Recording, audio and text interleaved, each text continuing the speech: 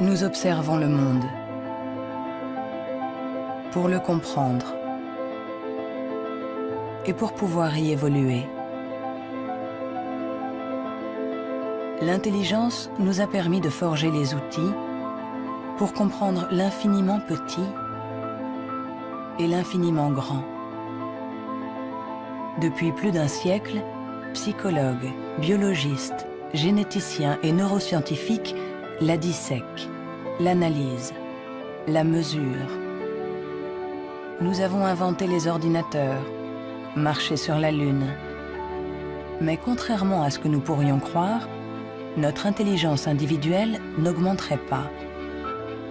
Aujourd'hui, la science explore les différentes facettes de notre intelligence.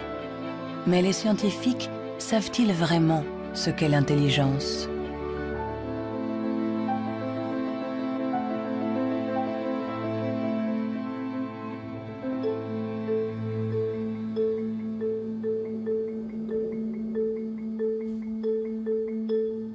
L'intelligence, c'est faire le lien. Assembler différents éléments pour trouver une solution. Pour la comprendre, il faut réussir à la fractionner, en isoler toutes les composantes. Les chercheurs se sont donc penchés sur ces différentes facettes.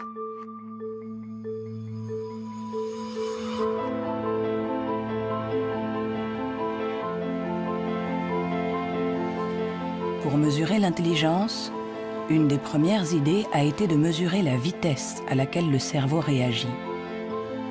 C'est cette méthode que le professeur Teni Januis a utilisée. Il a comparé notre temps de réaction avec celui de nos ancêtres. Et les résultats de son étude ne sont pas en notre faveur.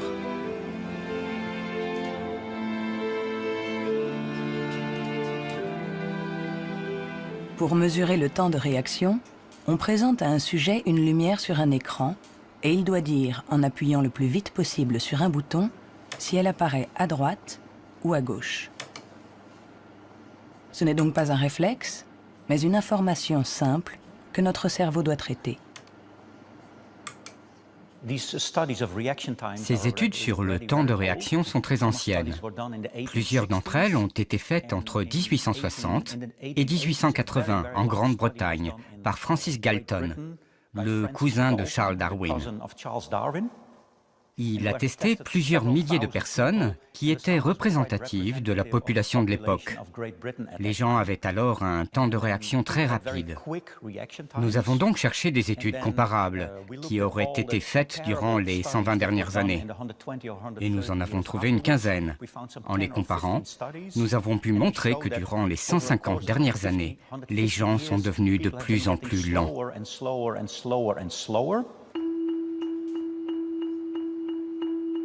Pour le professeur Teni Januis, intelligence égale vitesse. Et notre cerveau mettrait en moyenne 50 millisecondes de plus que celui de nos arrière-grands-parents pour traiter une information simple. 50 millisecondes de plus, ça a l'air ridiculement bref. Mais quand on pense aux milliers de décisions que nous devons prendre chaque jour, si vous êtes un tout petit peu plus lent pour chaque décision, ça peut avoir des conséquences très importantes.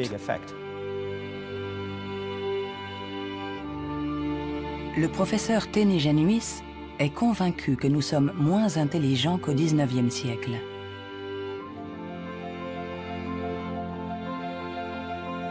Il en voit la preuve dans l'incroyable inventivité de cette période, marquée par une explosion des innovations, de la créativité, des idées.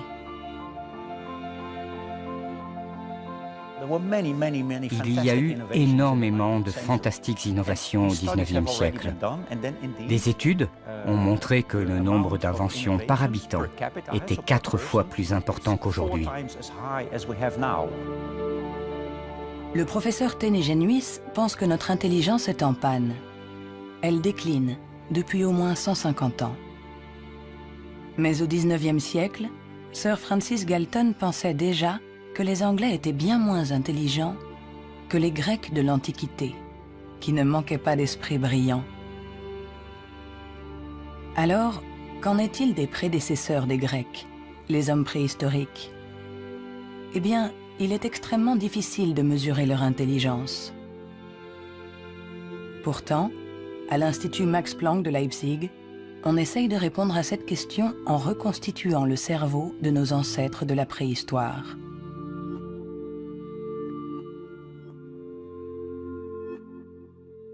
La paléoneurologie, c'est une science très frustrante, puisque son objet, j'allais dire, quasiment n'existe pas. On n'a pas de cerveau fossile. Ce qu'on a essentiellement, c'est la boîte dans laquelle ce cerveau était contenu.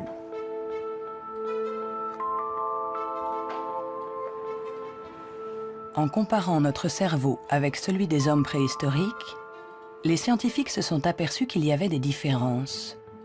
Des différences de forme, mais aussi des différences de taille. Certains hommes préhistoriques avaient un cerveau plus grand que le nôtre.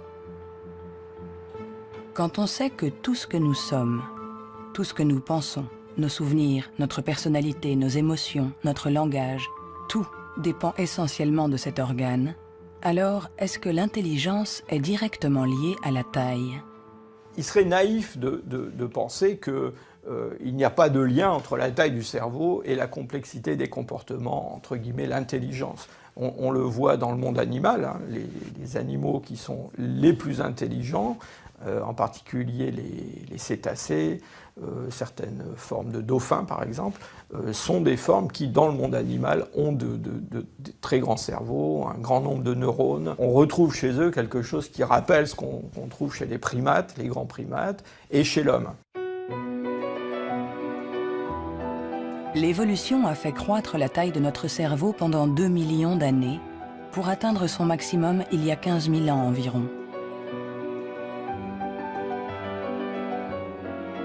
L'homme de Cro-Magnon, qui a peint les murs de la grotte de Lascaux il y a quelques 17 000 ans, était un Homo sapiens, comme nous.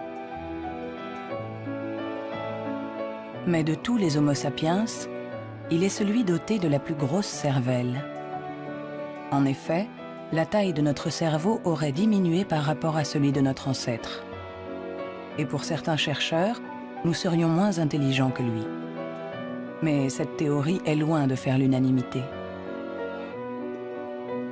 Moi, je ne crois pas qu'il y a une intelligence qu'on peut mesurer avec 1 centimètre et dire, voilà, il est aussi intelligent, ou il est plus intelligent, ou il est moins intelligent. Un homme de Cro-Magnon, il était intelligent pour être intelligent dans le monde où il vivait, et pas pour être intelligent dans une banque.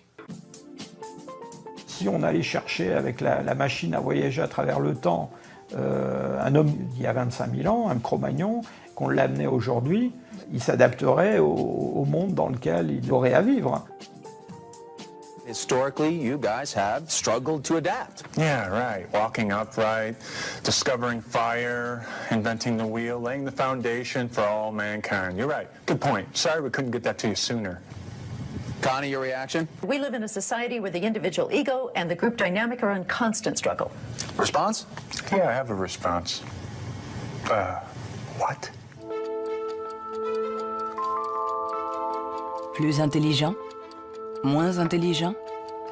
Dès qu'on essaye de mesurer l'intelligence, tout se complique. Et pourtant, nous l'évaluons sans cesse. Dans les universités du monde entier, on enseigne ce qu'est l'intelligence. Et chacun d'entre nous, sans être un spécialiste, la mesure tous les jours. Vous mesurez l'intelligence. Si vous êtes célibataire, que vous allez dans un bar et que vous rencontrez quelqu'un, la chose la plus importante après le physique, c'est l'intelligence. Vous évaluez l'intelligence des gens quand vous parlez avec eux. Sont-ils rapides quand vous leur parlez de quelque chose qu'ils ne connaissent pas? Est-ce qu'ils comprennent? Mesurer l'intelligence en analysant les réponses, en évaluant la pertinence des actions, en comparant les individus. Une méthode qui a donné naissance au seul outil dont nous disposons pour évaluer l'intelligence, le quotient intellectuel, ou QI, inventé par Alfred Binet au début du XXe siècle. Alfred Binet était assez critique vis-à-vis des aliénistes, les psychiatres de l'époque. qui faisait des diagnostics pour juger du retard intellectuel avec des grandes catégories. Il y avait les idiots, ceux qui étaient le degré d'arriération le plus profond, les imbéciles ensuite, et puis les débiles. Et Binet trouvait que leurs critères étaient tout à fait contestables, très vagues, différents d'un psychiatre à l'autre. Il estimait qu'il fallait avoir des critères objectifs, qu'il fallait mettre au point une sorte d'instrument d'évaluation qui s'appuie sur des critères scientifiques. En 1905, le ministère de l'Éducation nationale demande à Alfred Binet de trouver un moyen de détecter les enfants en difficulté scolaire. Il n'avait pas de théorie sur l'intelligence, mais en observant ses filles, il a imaginé qu'on pouvait l'évaluer à partir du raisonnement, de la compréhension, de la mémoire. Ce qu'il a cherché à faire, finalement, c'est à trouver pour chaque âge les problèmes qui sont caractéristiques de cet âge. Par exemple, en leur présentant une image, en leur demandant qu'est-ce que ça représente. Alors, il avait remarqué que les enfants de 3 ans énumèrent ce qu'il y a dans l'image. Il y a un monsieur, une dame, un banc, un arbre. Que vers 7-8 ans, ils la décrivent, l'image. C'est un monsieur et une dame qui sont assis sur un banc. Et puis, vers 12 ans, ils l'interprètent. Ce sont des malheureux, ou le monsieur est malade, des choses de ce genre. C'est ainsi que Binet met au point avec Théodore Simon le premier test d'intelligence. Le QI classique, ou en âge mental, est né. C'est le rapport entre l'âge mental, donné par le résultat du test, et l'âge réel de la personne. On multiplie ce chiffre par 100 pour obtenir le QI. Si un enfant de 10 ans réussit les épreuves des enfants de 12 ans, alors il sera en avance et il aura un QI de 120. L'idée, ça a été de rapporter la performance d'un individu à la performance de ceux qui lui sont comparables, c'est-à-dire qui sont exactement dans la même catégorie d'âge, de la même culture, etc. Et on va avoir évidemment toute la distribution, toute la répartition des scores dans le test à un âge donné. Le QI, c'est juste la position d'un individu par rapport aux performances des gens qui sont comme lui, c'est-à-dire qui ont le même âge que lui. Nous accordons au QI un pouvoir exagéré, parce qu'il prétend évaluer cette qualité si particulière qu'est l'intelligence. Difficile dès lors de résister à la tentation de s'évaluer, de se comparer. Ce qui est un peu catastrophique, c'est ce qu'on voit actuellement sur des sites internet où on vous permet de calculer votre QI. Et alors je pense que des gens, ils font ça, ils se retrouvent avec un chiffre, et ils vont l'interpréter, si par exemple ce chiffre n'est pas bon, en se disant qu'ils ne sont pas intelligents. C'est absolument ridicule et catastrophique. Le 2. Il est ridicule de croire qu'un chiffre peut résumer quelqu'un. Le 4. Le 3. Les vrais tests de QI se font chez des psychologues agréés. Le 2.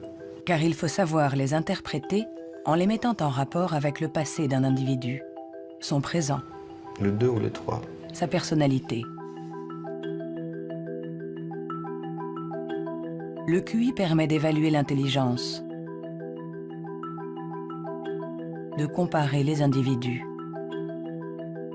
Mais nous permet-il de savoir si notre intelligence a évolué depuis que Binet l'a inventé il y a plus d'un siècle? Réussissons-nous mieux aujourd'hui les tests de QI? C'est en Nouvelle-Zélande qu'on a apporté pour la première fois une réponse à cette question. C'est ici que James Flynn a fait une découverte surprenante que les scientifiques du monde entier ont baptisé l'effet Flynn. L'effet Flynn, c'est la découverte que pour toutes les nations qui sont entrées dans l'ère industrielle, il y a eu des gains importants dans les tests de QI. J'ai regardé tous les types de tests de QI dans 40 pays. comme en France, en Hollande, en Norvège, partout où il y avait des appelés au service militaire. On leur donnait exactement le même test chaque année, et les gains sont évidents. Il y a 1 ou 2 générations, les gens avaient en moyenne 30 réponses justes sur 60, alors qu'aujourd'hui, ils en ont 45.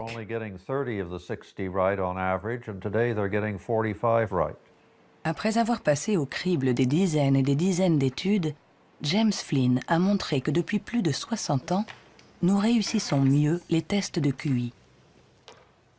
Est-ce que cela signifie que nous serions devenus plus intelligents que nos grands-parents? Un changement de QI ne signifie pas forcément un changement d'intelligence. Un exemple simple pour le comprendre, vous faites passer le test d'intelligence une première fois aujourd'hui.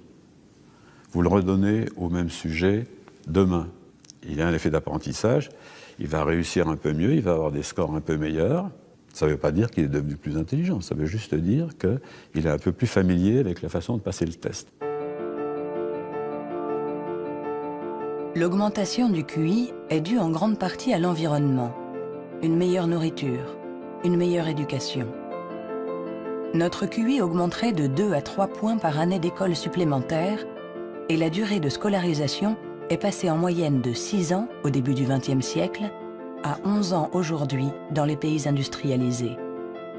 Tous ces effets se sont additionnés et ont fait augmenter les scores de QI.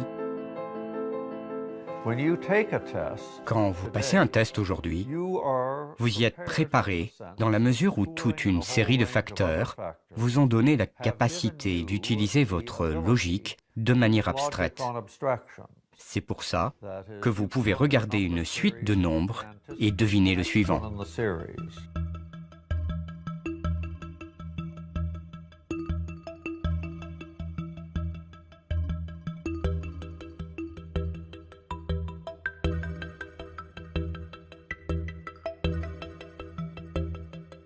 Avec l'intelligence, il ne faut pas se fier aux apparences. De meilleurs scores au test de QI ne nous disent pas que nous serions plus intelligents.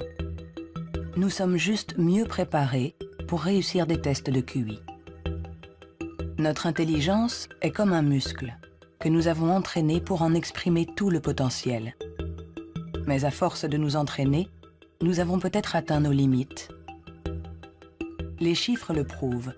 Après des décennies d'augmentation, les résultats au test de QI plafonnent. Ils diminuent même dans certains pays, comme l'Angleterre, le Danemark ou la Norvège. L'augmentation du QI est un phénomène qui a duré un siècle. Mais tous les pays vont finir par voir un plafonnement de cette augmentation. L'école a fait le plein. C'est elle qui a offert la capacité de manier des concepts abstraits. Et à moins d'une révolution de la pédagogie, les bénéfices dus à l'école vont plafonner parce que presque tout le monde aujourd'hui est scolarisé.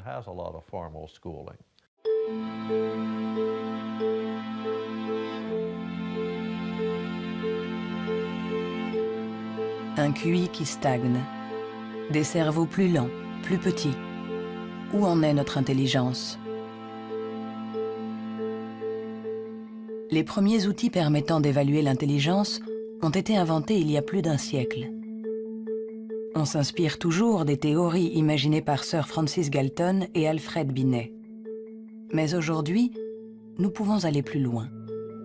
Plutôt que de mesurer ce que l'intelligence produit, intéressons-nous à l'organe qui produit l'intelligence.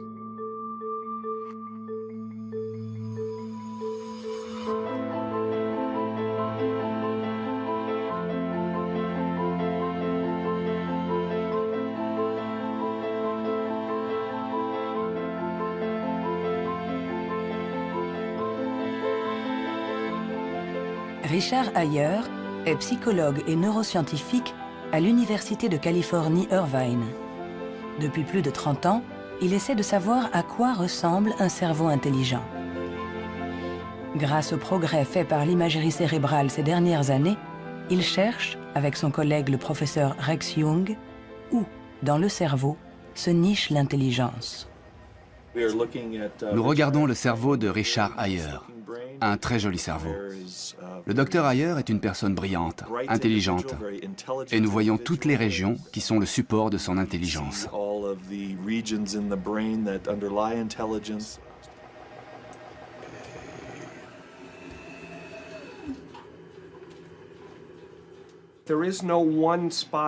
Il n'y a pas un endroit dans le cerveau qui soit le centre de l'intelligence. Les gens pensaient qu'il y avait un centre de l'intelligence à l'avant.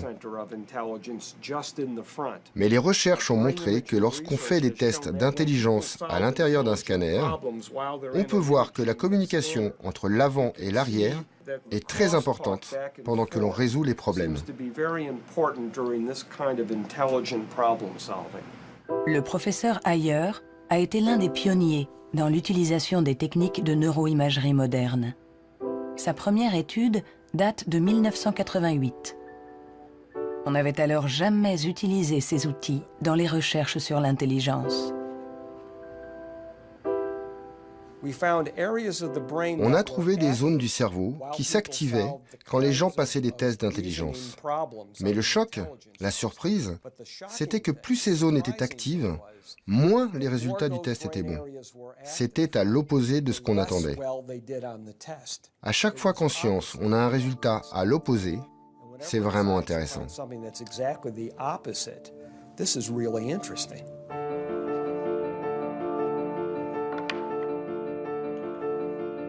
Un cerveau intelligent n'est pas un cerveau qui fonctionne plus, mais au contraire, un cerveau qui fonctionne moins. C'est ce qu'on appelle la neuroefficacité. Être intelligent, c'est résoudre un problème en faisant un minimum d'efforts.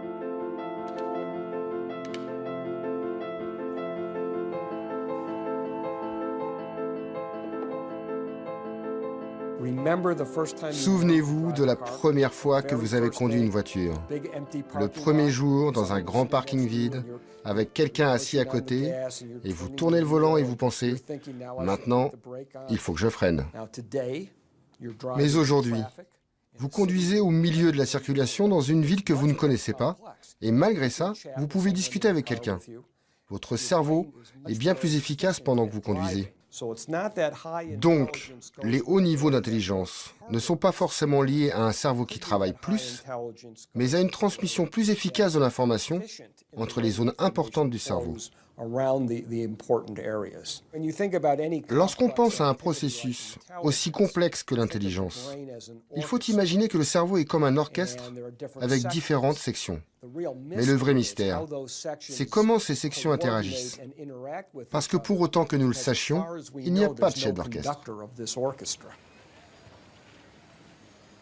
Si le cerveau est un orchestre, alors l'intelligence est la musique.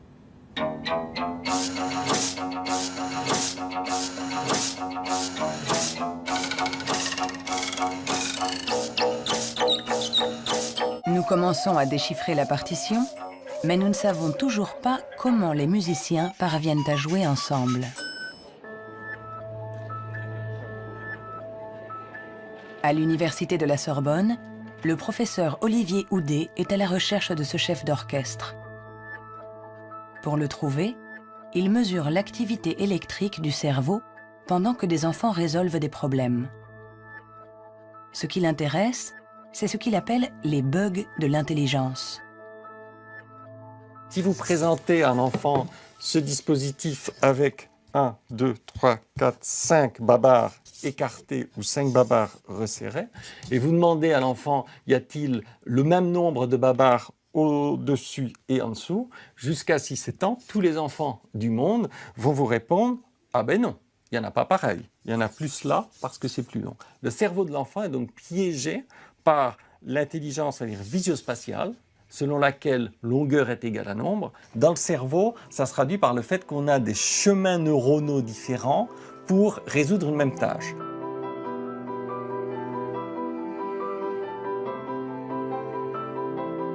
Compter ou mesurer. Il y a toujours plusieurs solutions à un problème. Et notre cerveau est sans cesse en train de lutter pour inhiber les mauvaises stratégies. Nous, ce qu'on montre ici, et c'est ça la découverte et l'originalité de notre laboratoire, est que l'inhibition, c'est sans doute le processus clé et positif de l'intelligence, parce que c'est elle qui nous permet de résister à nous-mêmes, en quelque sorte. Résister à nous-mêmes, c'est apprendre à contrôler les interférences qui viennent perturber notre intelligence. Le test de Stroop est une des méthodes pour observer ces interférences. Il consiste à donner la couleur d'un mot, mais attention, sans le lire. Bleu, jaune, rouge, jaune, vert, rouge, vert, vert, rouge, vert, jaune, jaune, rouge, jaune, jaune, rouge. jaune, rouge,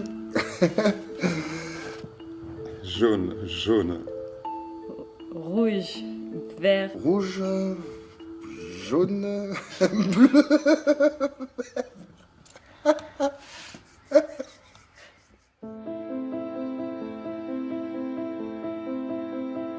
Pour résoudre un problème, nous sollicitons différentes régions du cerveau reliées entre elles, mais qui sont parfois en compétition. Mais comment ces différentes zones communiquent-elles? C'est ce à quoi s'intéresse le professeur Douglas Fields à l'Institut national de la santé de Washington.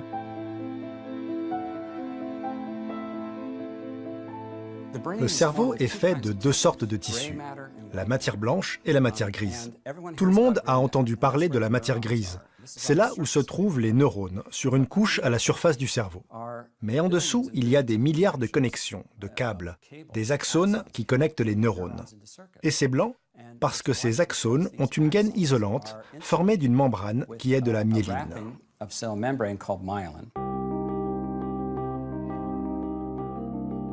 La myéline entoure les axones, permettant aux informations de circuler de manière rapide et efficace dans le cerveau.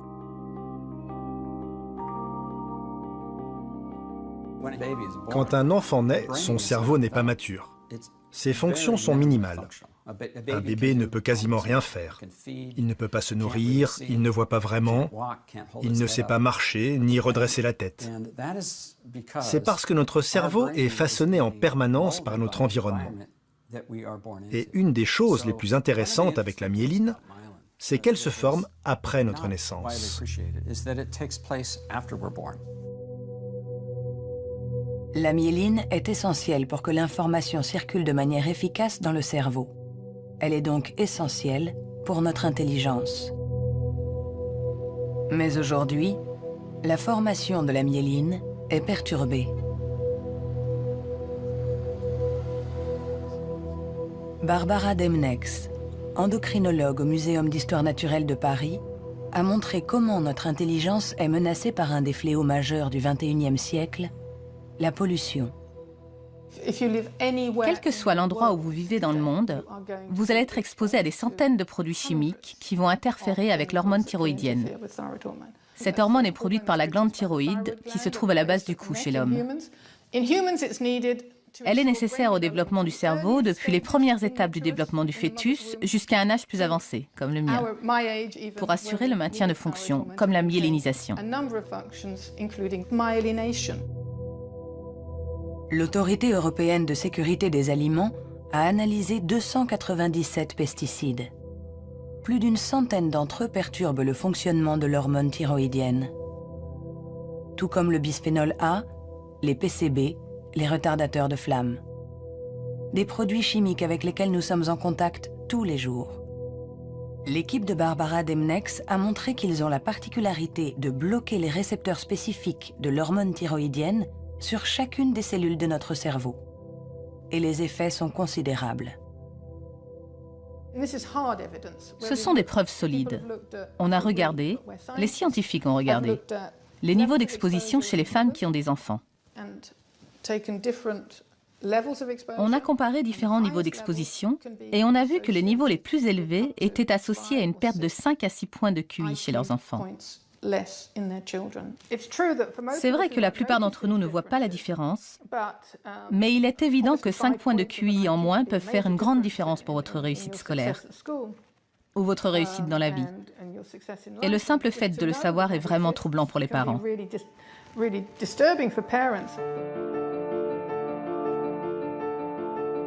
Notre intelligence nous a permis de créer un monde complexe, au prix de la dégradation de notre environnement. Et nous pourrions en payer le prix si cette dégradation perturbe la formation de notre cerveau, en agissant sur la myéline par exemple. Mais si ce phénomène se confirme, comment le gérer? Pendant plus d'un siècle, on a pensé que tous nos processus mentaux n'étaient dus qu'à l'activité électrique des neurones. Mais aujourd'hui, les neurobiologistes ont commencé à explorer un nouveau continent. Il n'y a que 15% des cellules du cerveau qui sont des neurones. Le reste, qui représente 85%, ne communique pas grâce à l'électricité. On l'appelle la glie. De nouvelles méthodes nous ont permis de voir avec surprise que les cellules gliales communiquent entre elles et avec les neurones. On est à la pointe des recherches sur le cerveau, car il y a là un changement fondamental dans la manière dont on pense que le cerveau fonctionne au niveau cellulaire. Les cellules gliales, des cellules bien plus nombreuses que les neurones et qui forment leur environnement. Certaines fabriquent la myéline. D'autres nourrissent les neurones et les protègent. On les appelle les astrocytes. Et une découverte inattendue a montré que les astrocytes jouaient un rôle dans l'intelligence. Tout a commencé avec un génie. En avril 1955, au Princeton Hospital du New Jersey, Thomas Harvey, médecin pathologiste, est en charge de l'autopsie de Albert Einstein. Et ce 18 avril, à 8 h du matin, il décide de voler le cerveau de celui que nous considérons comme l'incarnation du génie. Il espérait, en examinant le précieux organe, percer les secrets de l'intelligence. Après l'avoir conservé caché chez lui pendant 27 ans, il autorisa d'autres scientifiques à l'examiner. Et ils découvrirent quelque chose dans le cerveau d'Einstein qui était peut-être le secret de son intelligence. Le cerveau d'Albert Einstein a été examiné pour voir ce qui le rendait plus intelligent. Et il n'y avait pas de différence sur le nombre de neurones, sur la taille des neurones, il n'y avait rien. Mais son cerveau avait plus d'astrocytes. Et beaucoup de gens se sont intéressés au rôle joué par les astrocytes dans l'intelligence. Les astrocytes. Des cellules gliales identifiées il y a plus d'un siècle. Mais ces dernières années, les scientifiques se sont aperçus que leur rôle était plus complexe que ce qu'ils imaginaient.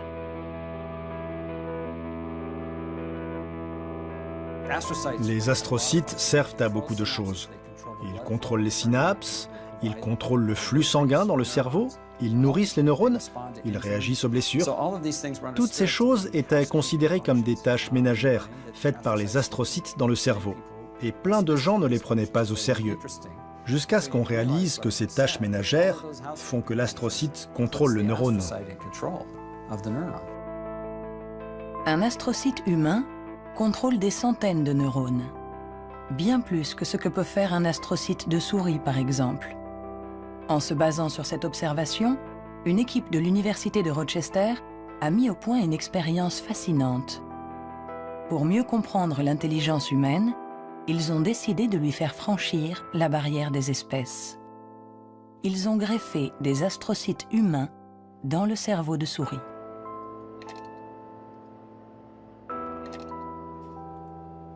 Nous avons effectué des greffes des astrocytes humains chez la souris. Et la greffe, littéralement, envahit tout le cerveau.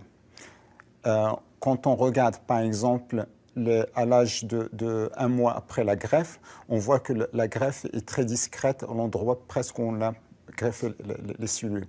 Si on revient 1 an plus tard, tout le cerveau devient greffé. On remplace littéralement toutes les cellules par les cellules humaines. On s'est rendu compte que ces souris sont plus aptes à avoir une meilleure mémoire et un meilleur apprentissage que les souris non greffées. Pour tester les capacités de ces souris au cerveau modifié, les chercheurs les ont placées dans un labyrinthe. Résultat, les souris greffées trouvent la sortie 2 fois plus vite que les souris non greffées. Cette expérience ne laisse plus la place au doute. Les astrocytes contribuent à favoriser la mémoire et l'apprentissage. Ils jouent un rôle clé dans notre intelligence.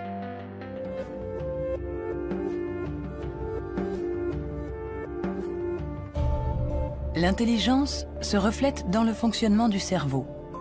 Mais comment expliquer les différences d'intelligence de nos collègues, de nos amis, de nos parents? Ont-ils plus de matière blanche, moins d'astrocytes, des neurones plus rapides?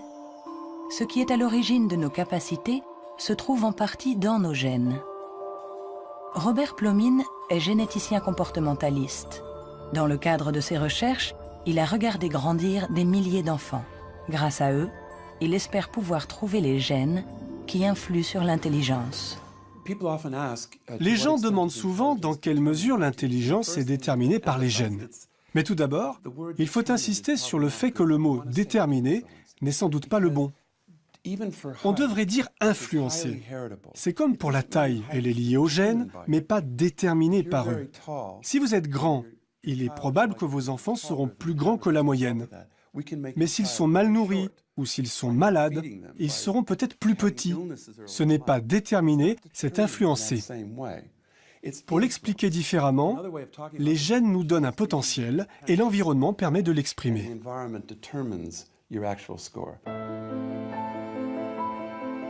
Pour comprendre les relations complexes entre gènes et intelligence, Robert Plomine fait passer des tests à des milliers de jumeaux. Les vrais jumeaux ont ceci de particulier que ce sont des clones. Ils partagent exactement les mêmes gènes. Ils sont identiques en tout point. Mêmes cheveux, mêmes yeux.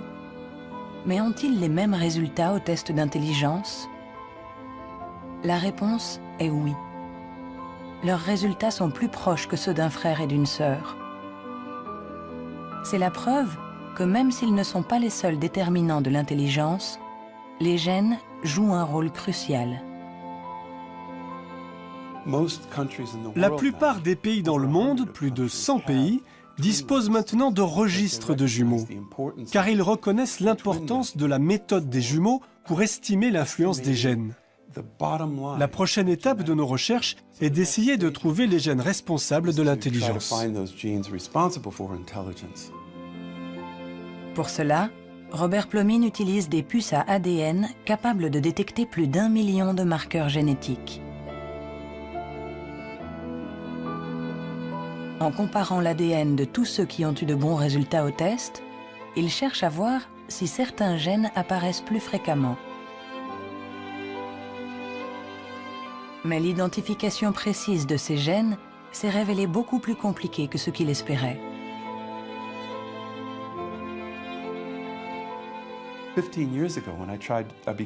Il y a 15 ans, quand j'ai commencé à essayer de trouver les gènes de l'intelligence, personne n'imaginait que ce serait aussi difficile. On a identifié plus de 300 gènes qui influent sur l'intelligence.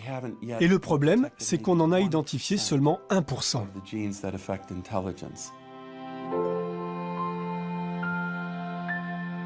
L'intelligence est influencée par l'interaction de plusieurs milliers de gènes. Ils forment un réseau d'une complexité inouïe, d'autant plus qu'ils produiraient des effets différents selon la région du cerveau où ils s'expriment. Avant, on imaginait le fonctionnement du cerveau en termes de zones. Cette zone gère le langage, celle-ci fait autre chose. Le corps calleux relie les hémisphères. Beaucoup de gens aujourd'hui ont réalisé que c'était une fiction, que le cerveau agissait de manière plus globale. Et si on regarde ça du point de vue génétique, cela rend les choses plus claires, parce que la plupart des gènes qui agissent sur le cerveau affectent beaucoup de régions différentes. Nous avançons pas à pas dans la compréhension de notre intelligence. Les scientifiques affinent les outils pour la mesurer. Mais la question qui se pose est l'usage que nous en ferons.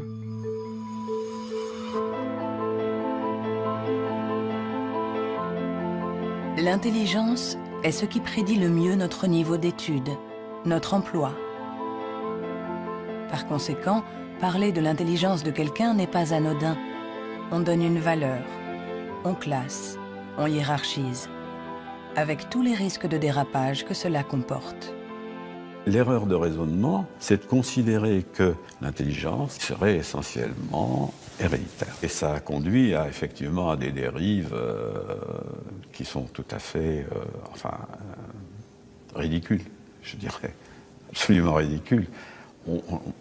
Pour en donner un exemple, en 1924, je crois, une loi a été votée aux États-Unis qui restreignait l'immigration, qui mettait des quotas pour l'immigration, parce que dans les tests, ils avaient en moyenne des résultats moins bons. Et donc, ils étaient supposés être héréditairement moins intelligents. Il fallait qu'il en vienne moins aux États-Unis pour ne pas faire baisser la moyenne. On les accueillait, vous savez, dans Ellis Island, cette petite île qui est en face de New York, et pas mal d'entre eux ont été renvoyés, et notamment ceux qui, dans les années 30, commençaient à sentir la montée du nazisme, je pense aux Juifs de l'Europe de l'Est, par exemple, et qui ont été refoulés pour des raisons absolument idiotes. On a longtemps cru qu'on ne pouvait pas échapper à ses origines. Notre hérédité était supposée contrôler nos vies. La science, depuis, nous a heureusement éloignés de cette vision déterministe. Mais l'intelligence est un sujet à part, un sujet si sensible que les faux pas et les excès ont marqué son histoire. William Shockley, physicien visionnaire, prix Nobel pour sa découverte du transistor, se montra moins brillant lorsqu'il décida de se pencher sur l'étude de l'intelligence. Dr. Shockley, if you could answer it yes or no, I would appreciate it.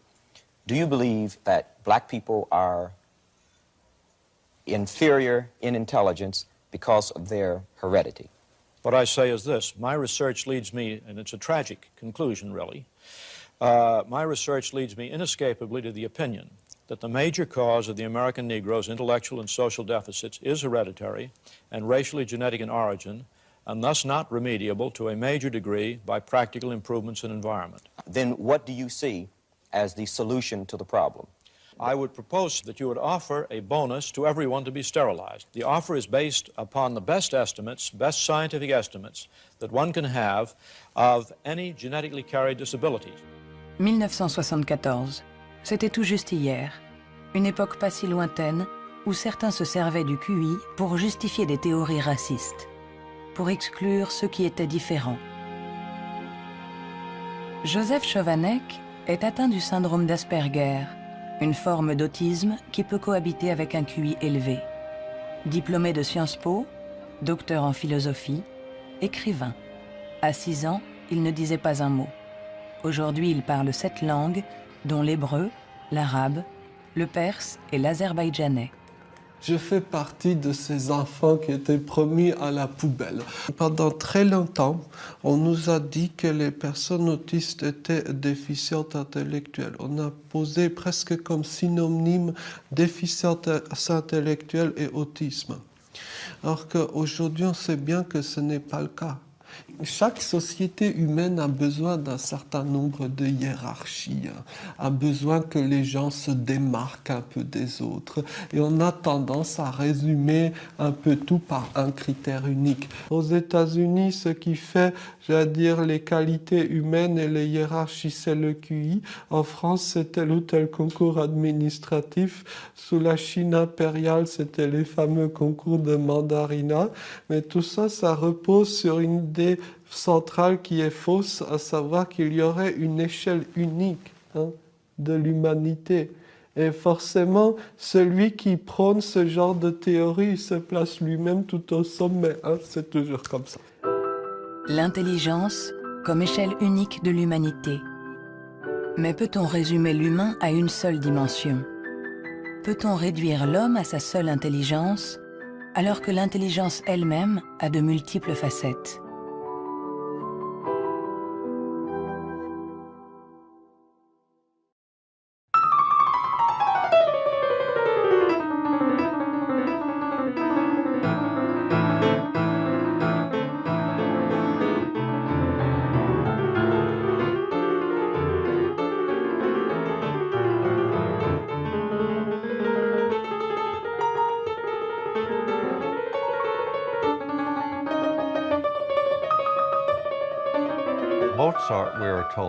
Mozart, dit-on, pouvait avoir à l'esprit une symphonie en entier.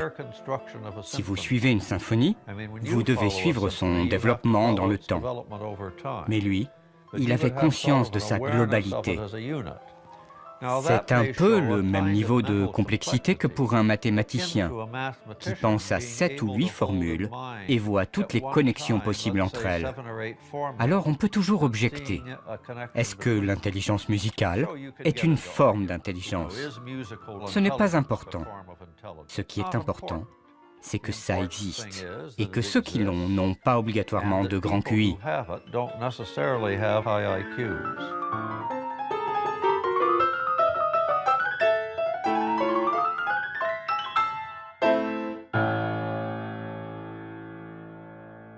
Il y a eu toujours une résistance à considérer qu'il y avait des formes d'intelligence différentes et une espèce de propension à vouloir déterminer un QI général, ce qui voudrait dire qu'on a une intelligence unidimensionnelle, voilà, et vous êtes plus ou moins haut sur cette dimension. Et la conception contradictoire, c'est qu'il y a plusieurs formes d'intelligence et en réalité, vous pouvez être assez haut sur une des dimensions d'intelligence, sur un de ces aspects, et puis assez bas sur un autre. Le débat est aussi ancien que les premières études sur l'intelligence. En effet, les scientifiques se sont aperçus que quelle que soit la méthode utilisée, ils n'arrivaient pas à évaluer l'intelligence avec une échelle unique.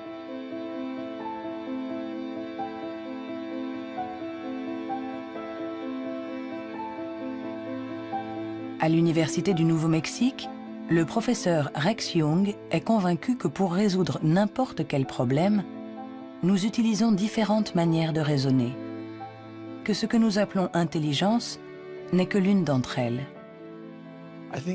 Je pense que la créativité est un autre mode de fonctionnement du cerveau. Je cherche à savoir si elle est différente de l'intelligence. Est-elle similaire? Est-ce que c'est la même chose ou bien est-ce différent? J'en suis arrivé à la conclusion que la créativité est un processus de raisonnement fondamentalement différent.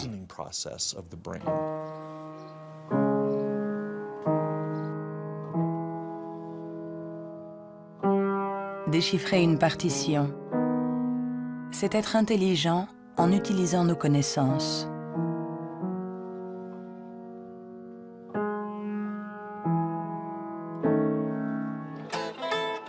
Improviser, c'est être intelligent en inventant, en étant créatif.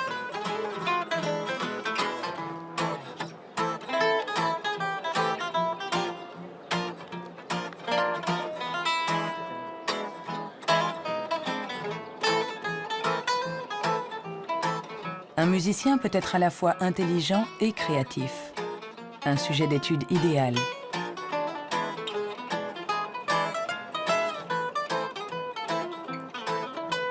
Le professeur Jung a examiné de nombreux cerveaux pour savoir comment intelligence et créativité peuvent cohabiter.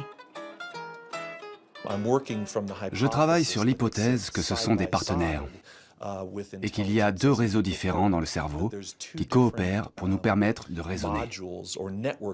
L'un est un type de raisonnement intelligent, l'autre est un type de raisonnement créatif. Je pense que les deux sont extrêmement importants. Nous sommes très proches de comprendre comment ils fonctionnent. Notre théorie est que le réseau de l'intelligence se situe plutôt à la surface du cerveau. Avec la créativité, les choses sont différentes. Elle dépend principalement du réseau du mode par défaut.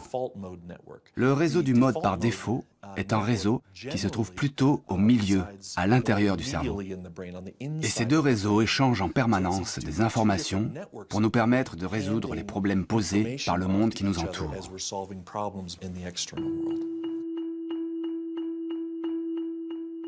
Nous avons tous expérimenté cette sensation d'une idée surgissant de nulle part avec la force de l'évidence.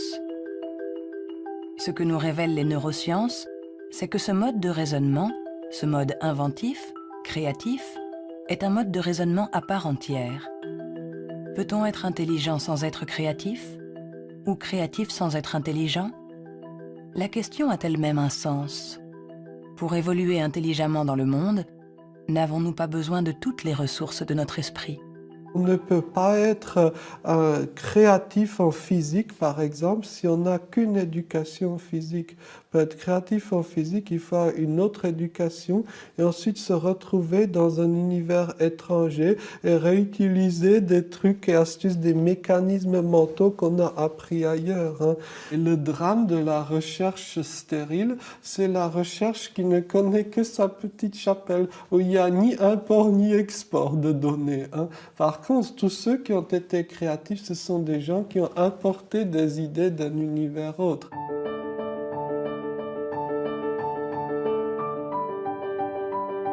Les liens se tissent, le tableau se dessine. Les scientifiques assemblent petit à petit les différentes composantes de notre intelligence. Mais le monde évolue, et l'intelligence aussi. Notre cerveau est en permanente évolution. Il permet à notre intelligence de s'adapter aux problèmes que nous devons résoudre, aussi multiples et variés que nous pouvons l'être. Quand j'étais enfant, je savais que je ne fonctionnais pas comme les autres. J'avais cette conscience-là. Cela m'a donné à réfléchir, cela m'a amené à imaginer le monde pluriel. Imaginer le monde où il n'y a pas un seul axe, que ce soit de classement ou de valorisation, mais un grand nombre d'axes. Et je veux dire, la vraie intelligence du monde, n'est-ce pas de savoir réfléchir de façon plurielle, de savoir prendre en compte plusieurs grilles de compréhension du monde et non pas une seule. Le rôle de la science n'est peut-être pas de dire si nous sommes plus ou moins intelligents que nos voisins ou que nos ancêtres, mais de nous aider à comprendre comment notre cerveau fonctionne. On saura alors non seulement réparer notre intelligence, mais on saura aussi l'améliorer pour tisser des liens entre nous et la diversité de ce qui nous entoure.